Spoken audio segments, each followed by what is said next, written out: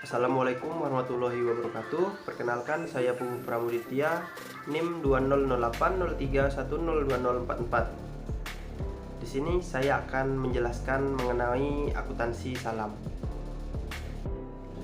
Adapun sub-sub yang akan kita bahas yaitu yang pertama pengertian salam, yang kedua ada rukun dan syarat salam, yang ketiga ada cakupan akuntansi salam menurut PSAK 103, yang keempat ada modal dan barang salam, yang kelima yaitu penyajian pengungkapan salam. Yang pertama yaitu pengertian salam. Salam adalah suatu akad jual beli barang pesanan atau muslam fih yang barangnya dikirim pada kemudian hari oleh si penjual atau muslam ilahi, dan pembayaran pelunasannya dilakukan oleh pembeli pada saat akad dibuat dan disepakati dengan syarat-syarat tertentu. Menurut bahasa, salam berasal dari kata as-salaf yang berarti pendahuluan, karena pemesan barang menyerahkan uangnya di muka. Menurut terminologi, para fuqaha menyebutnya dengan al-mahawid, yaitu barang-barang yang mendesak, karena merupakan jual beli yang dilakukan mendesak walaupun barang yang diperjualbelikan tidak ada di tempat. Hal ini juga disebabkan karena bagi pembeli dia sangat membutuhkan barang tersebut, sementara bagi penjual dia sangat membutuhkan uang tersebut. Di dalam PSAK 103 dijelaskan salam adalah suatu akad jual beli barang atau muslam fih yang barangnya dikirim pada kemudian hari oleh si penjual atau muslam ilahi, dan pembayaran pelunasannya dilakukan oleh pembeli pada saat akad dibuat dan disepakati dengan syarat-syarat tertentu. Namun, akad salam tidak sama dengan jual beli ijon, karena dalam akad ini telah dijelaskan waktu pengiriman, kualitas, dan kuantitas barang yang diperjualbelikan pada saat pertama dibuat, sehingga tidak akan terjadi yang namanya jual beli garor atau ketidakjelasan barang. Akad salam ini sesuai dengan Al-Quran dan Al-Hadis. Dalam Al-Quran, pada surah Al-Baqarah ayat 282, Allah berfirman, "Wahai orang-orang yang beriman, apabila kamu melakukan utang piutang untuk waktu yang telah ditentukan, hendaklah kamu menuliskannya." Dalam Al-Hadis, salam diatur lebih jelas, yaitu pada hadis riwayat Bukhari. Muslim disebutkan, barang siapa melakukan salam, hendaknya dia melakukan dengan takaran yang jelas dan timbangan yang jelas pula, untuk jangka waktu yang diketahui. Selanjutnya yaitu 3 strategi pendekatan. Yang pertama, pemerintah membentuk perusahaan pembiayaan syariah untuk sektor pertanian, secara khusus dalam bentuk BUMN non-bank. Nah, perusahaan ini bertanggung jawab untuk menyalurkan pembiayaan untuk petani dan kemudian menjual hasil pertanian yang didapat kepada publik atau pemerintah, dengan kata lain memperluas peran Bulog, di mana Bulog difungsikan sebagai lembaga pembiayaan petani. Yang kedua, pemerintah membentuk Bank Pertanian Syariah. Namun demikian, yang perlu diperhatikan adalah bagaimana cara bank untuk menyimpan hasil pertanian, mengingat ia akan menerima dalam bentuk produk dan dari petani dan bukan dalam bentuk uang. Untuk itu perlu ada modifikasi dari skema salam, di mana bank dapat menunjuk petani yang bersangkutan untuk menjualkan hasil pertaniannya ke pasar dan kemudian mengembalikan sejumlah uang kepada bank. Petani dapat diberikan komisi tambahan oleh bank karena telah bertindak sebagai agennya. Dan yang ketiga atau yang terakhir, melalui penerbitan sukuk. Penerbitan sukuk memerlukan sejumlah tertentu aset yang akan menjadi objek perjanjian atau underlying asset. Aset yang menjadi objek perjanjian harus memiliki nilai ekonomis, dapat berupa aset berwujud dan aset tidak berwujud, termasuk proyek yang akan atau sedang dibangun.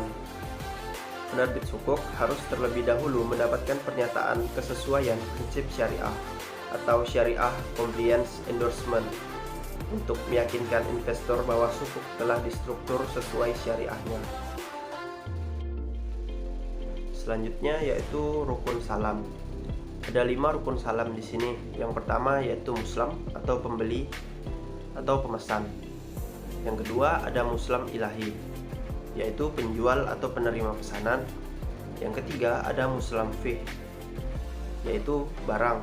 Yang keempat ada ras al-mal atau harga pesanan. Yang kelima ada sigat ijab kabul atau ucapan serah terima. Selanjutnya yaitu syarat salam. Di dalam syarat salam ini ada dua. Yang pertama yaitu syarat akidain. Syarat bagi pembeli dan penjual. Pertama, keduanya harus cakap, hukum, berakal, dan dapat membedakan. Kedua, yaitu kedua belah pihak sukarela. Dan yang ketiga, tidak dalam keadaan terpaksa, dipaksa, atau di bawah tekanan. Syarat yang kedua yaitu syarat ras al-mal atau dana yang dibayarkan. Seperti yang pertama, jenis dan jumlah modal harus diketahui kedua belah pihak. Yang kedua, harus berbentuk tunai.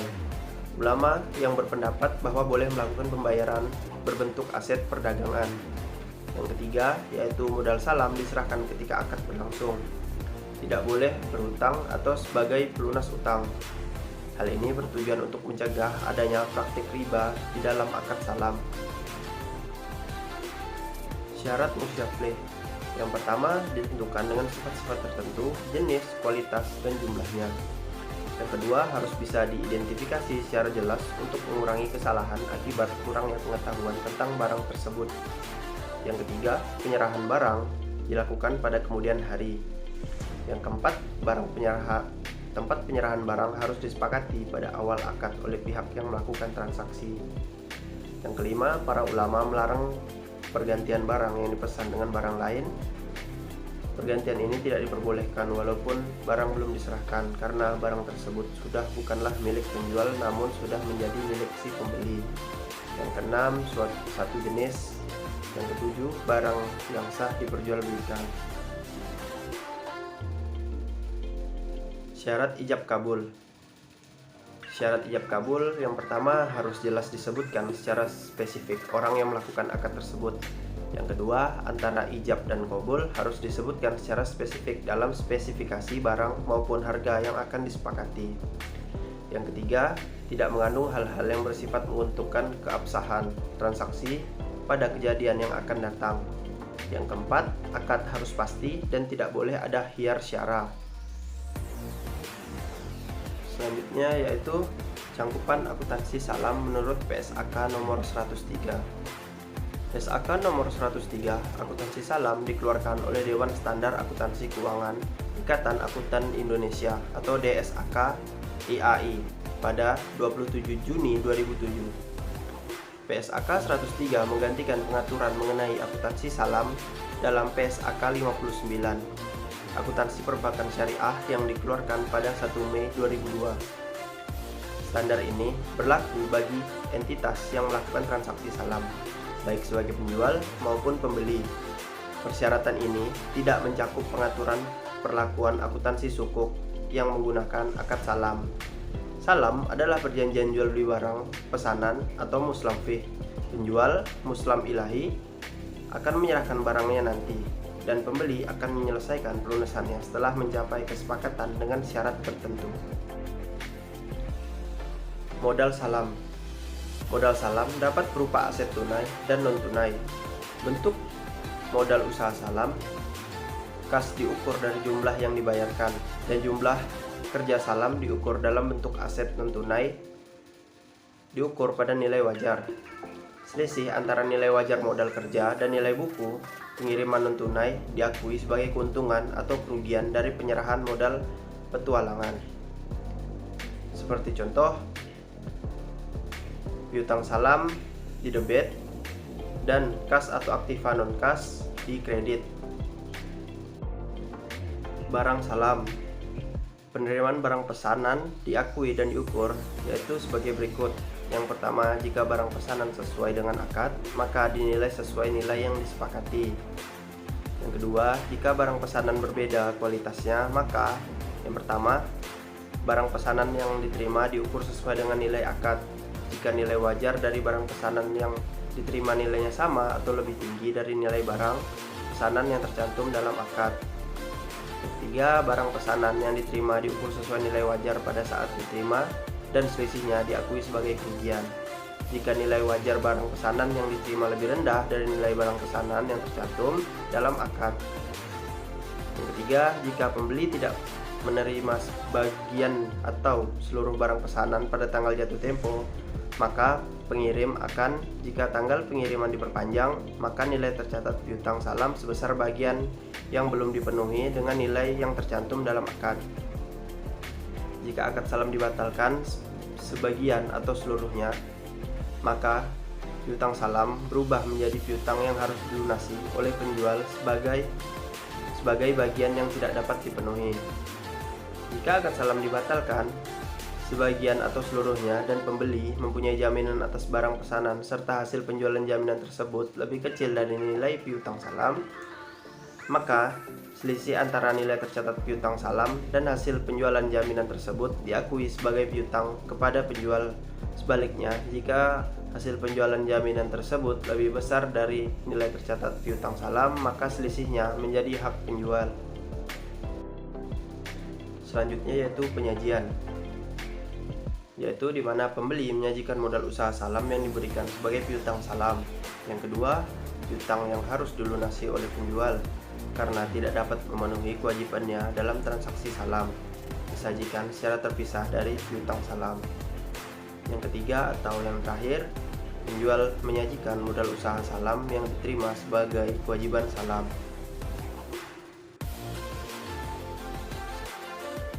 Dalam mengungkapkan transaksi, penjual harus yang pertama piutang salam kepada supplier atau dalam salam paralel yang memiliki hubungan istimewa. Yang kedua, jenis dan kuantitas barang pesanan. Dan yang ketiga, pengungkapan lain sesuai dengan PSAK 11 penyajian laporan keuangan syariah. Baiklah, begitu penjelasan dari saya mengenai akuntansi salam. Terima kasih. Wassalamualaikum warahmatullahi wabarakatuh.